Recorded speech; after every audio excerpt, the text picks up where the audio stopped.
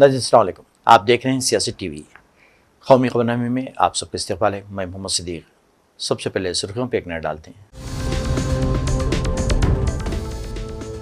Supreme court collegium का तारीखी कदम, जजेस की तकर्री के अमल में तब्दीली का फैसला। कहा, अदलिया पर संगीन खदशात के पेश नज़र ये कदम ज़रूरी था।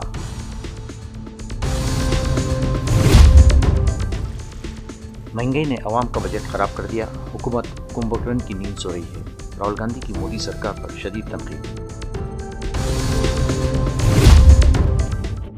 गुजरात के अहमदाबाद में अंबेडकर के मुजस्समे को नुकसान पहुंचाया गया। कांग्रेस की तशवीश।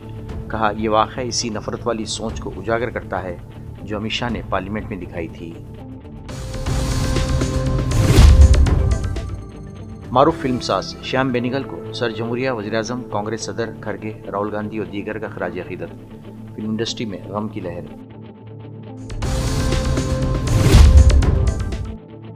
मशहूर क्रिकेटर विनोद कांबली की हालत में बेहतरी। अस्पताल की बेड से मद्दाओं को दी क्रिसमस और नए साल की मुबारकबाद। कहा, मैं जल्द लौट आऊंगा। नहीं, ये थी सुर्खियां। अब खबरों की तफसील पेश है। सुप्रीम कोर्ट कॉलेजियम ने हाई कोर्ट के जजेस के साथ बातचीत करके एक तारीखी कदम उठाया है। कॉलेजियम का मानना है कि जजेस की तकर्री के लिए फाइलों में दर्ज इत्तलात के बजाय उम्मीदवारों से ज़ाती तौर पर बातचीत के जरिए उनकी अहलियत और शख्सियत को समझना ज़रूरी है। ये पहल रिवायती अमल से हटकर अदालती तकर्रियों में शफाफियत और एतमाद को बढ़ावा देने की सिमत में एक नई शुरुआत मानी जा रही है।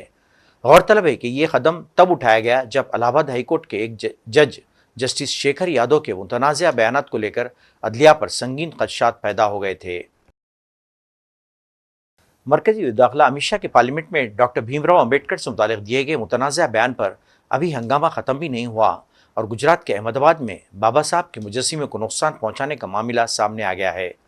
कांग्रेस ने बाबा साहब अम्बेडकर की मूर्ति के साथ हुए तोड़फोड़ की एक खबर का स्क्रीनशॉट अपने ऑफिशियल एक्स हैंडल पर शेयर किया है और साथ ही लिखा है, ये वाक़या शर्मनाक है, इसकी जितनी मजम्मत की जाए वो कम है। इसमें मज़ीद लिखा गया है कि यह वाक़या इसी नफ़रत वाली सोच को ज़ाहिर करता है जो पार्लियामेंट में अमित शाह ने दिखाई थी। अमित शाह जैसी सोच के लोग बाबा साहब और इनके दिए आइन से नफ़रत करते हैं और हसदन बार बार उनकी बेइज्जती करते हैं। कांग्रेस ने मुतालबा किया है कि इस मामले में सख्त से सख्त कार्रवाई की जाए। कांग्रेस लीडर राहुल गांधी महंगाई पर हुकूमत पर हमला करते हुए कहा कि ज़रूरी अशिया की कीमतें काबू से बाहर होती जा रही हैं और हुकूमत सो रही है। राहुल गांधी ने सब्जी मंडी जाकर लोगों से बात की और कहा कि हुकूमत महंगाई पर काबू नहीं पा रही है, जिसकी वजह से आम आदमी का जीना मुश्किल हो गया है। इन्होंने कहा कि लहसुन की कीमत पहले 40 रुपये हुआ करती थी, आज 400 रुपये है। इन्होंने इल्ज़ाम लगाया कि बीजेपी और आरएसएस के लोग आइन को हटाना चाहते हैं, मगर कहा कि वो ऐसा होने नहीं देंगे। और याद रखिए, कॉन्स्टिट्यूशन गरीबों की रक्षा करता है। ये आरएसएस वाले लोग कॉन्स्टिट्यूशन को मिटाना चाहते हैं, हटाना चाहते हैं। ये इनका पूरा लक्ष्य यही है कि किसी ना किसी तरह कॉन्स्टिट्यूशन जिसने हिंदुस्तान के गरीब लोगों को शक्ति दी, जगह दी, ये मिट जाए।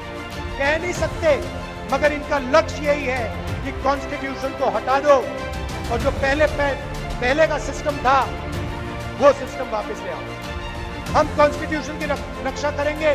अंबेडकर जी का कॉन्स्टिट्यूशन है, गांधी जी का कॉन्स्टिट्यूशन है, हिंदुस्तान के गरीबों का कॉन्स्टिट्यूशन है। इस कॉन्स्टिट्यूशन को कभी नहीं छूने देंगे। वज़ीर-ए-आज़म मोदी ने नीति आयोग के इजलास की क़यादत की।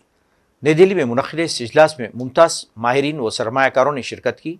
इस इजलास में मईशत के इस्तेहकाम के अलावा दीगर उमूर पर भी तबादला ख्याल किया गया।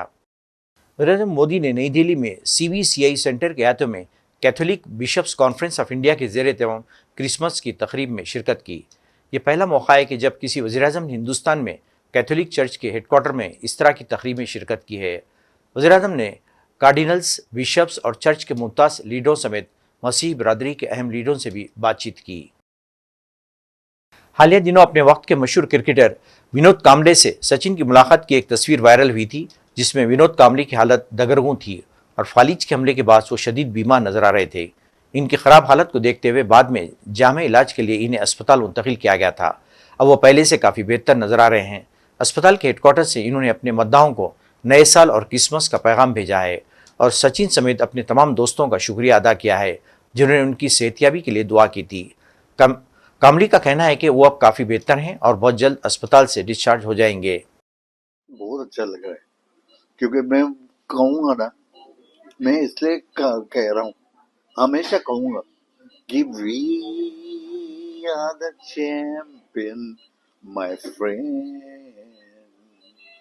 But we'll keep on fighting till the end. We are the champion. We are the champion. No time for lose, because we are the champion of the world. Sir अभी आपकी तबीयत कैसी है? थोड़ा हो रहा है। आपके फैंस काफी सारे आपका वेट कर रहे हैं, क्या कहना चाहोगे उनको?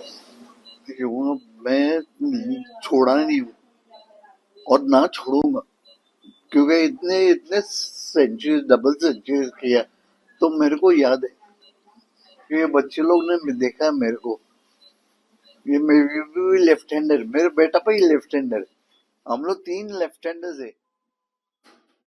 हिंदुस्तान के मशहूर और मारूफ फिल्मसाज श्याम बेनेगल का पीर के रोज़ 90 साल की उम्र में इंतकाल हो गया।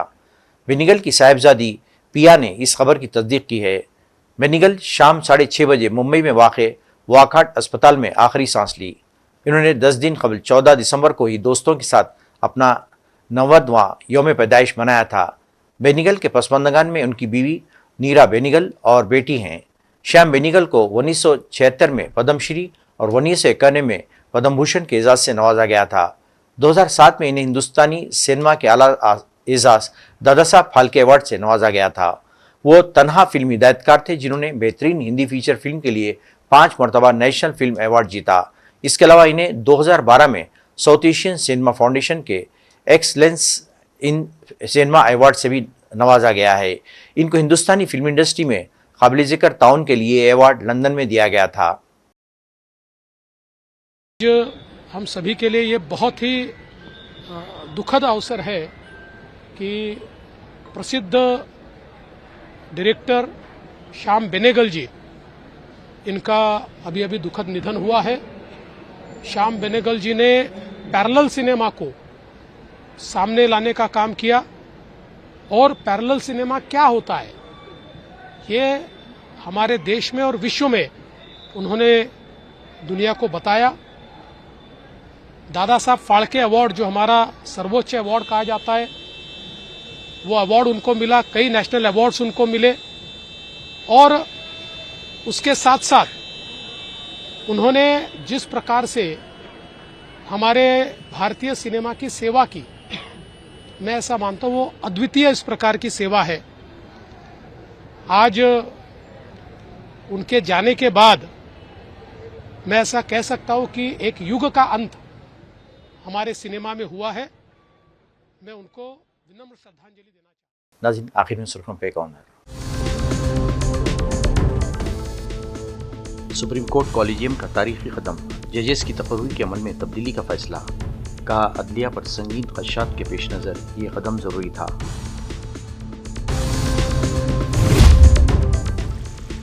महंगाई ने अवाम का बजट खराब कर दिया, हुकूमत कुंभकर्ण की नींद सो रही है। राहुल गांधी की मोदी सरकार पर शदीद तनकीद। गुजरात के अहमदाबाद में अंबेडकर के मुजस्समे को नुकसान पहुंचाया गया, कांग्रेस की तशवीश।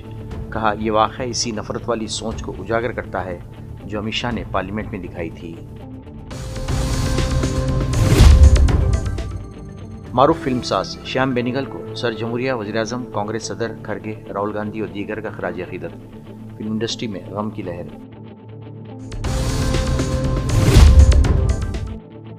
मशहूर क्रिकेटर विनोद कांबली की हालत में बेहतरी, अस्पताल की बेड से मद्दाओं को दी क्रिसमस और नए साल की मुबारकबाद। कहा, मैं जल्द लौट आऊँगा। नाज़रीन, इसके साथ ही कौमी खबरनामा ख़त्म होता है। मुझे और सारी सियासत की टीम को इजाज़त दें। अल्लाह हाफ़िज़।